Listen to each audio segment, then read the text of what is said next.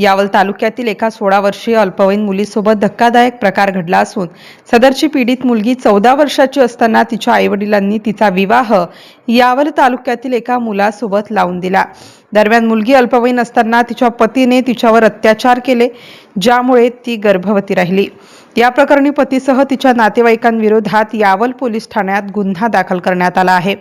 सांगली जिल्ह्यातील एका गावात राहणाऱ्या 16 वर्षीय मुलीचा 2 वर्षांपूर्वी 14 वर्ष वय असताना तिच्या आईवडिलांनी यावल तालुक्यातील एका गावात राहणाऱ्या मुलासोबत विवाह लावून दिला। मुलगी अल्पवयीन असताना तिच्या पतीने तिच्यावर अत्याचार केले, ज्यामुळे ती गर्भवती राहिली। हा प्रकार उघडकीस आल्यानंतर पोलिसांनी गुन्हा दाखल करून तो यावल तालुक्यात वर्ग केला आहे। पीडित मुलीच्या नवरा, सासरा, सासू आणि आई यांच्या विरोधात यावल पोलीस ठाण्यात गुन्हा दाखल करण्यात आला आहे। घटनेचा पुढील तपास पोलीस उपनिरीक्षक पाराजी वाघमोडे करीत आहेत। MCN न्यूज मराठी करिता फिरोज तडवी, यावल।